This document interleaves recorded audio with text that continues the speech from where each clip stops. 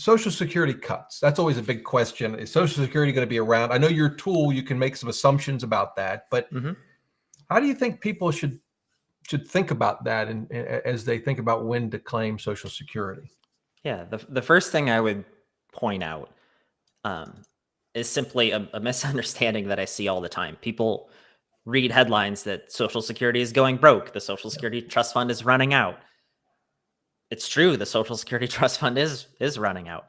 But a lot of times people see that headline and think that that means that when that happens, Social Security goes to zero. And that's not the case because there's still ongoing revenue coming in every year. And so according to the actuaries whose job it is to do this math, the Social Security trustees, the projection is that the ongoing revenue will still be about enough to pay for roughly 77% of the promised benefits. And that number changes, plus or minus 1 or 2% every year when they redo that analysis. But the trust fund is expected to run out in about 10 years. And then it's expected to be able to pay for about 77% of the promised benefits. So if Congress takes the absolutely do nothing at any point, at any time approach, then that's in theory what would happen. We'd see a cut of about 23%, which is a big difference between that and Social Security disappearing. As far as what Congress is likely to actually do, I sincerely have no idea. Because 10 years ago, I thought they would have done something by now, if I'm being honest. I've not necessarily completely fixed it, but I would have expected that they would have taken some action because, as we all know, the sooner that action is taken, the less drastic it has to be.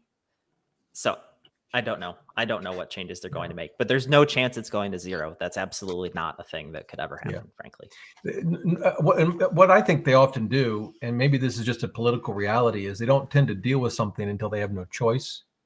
I saw one proposal, not in Congress, but to remove the tax benefits of, say, 401ks and IRAs and use which on the whole benefits, I guess, more well-off individuals. Yeah. And use that money to shore up Social Security. Did you see that study? I don't know what your thoughts are on that. Yeah, politically, I can't imagine that happening, but.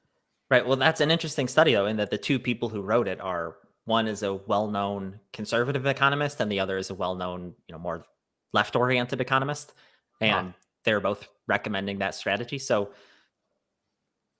calling it bipartisan implies that it has bipartisan approval in Congress, but it's, got bipartisan approval among at least these two economists who are both people I respect. It's an interesting idea. What will happen? I have no idea. Yeah.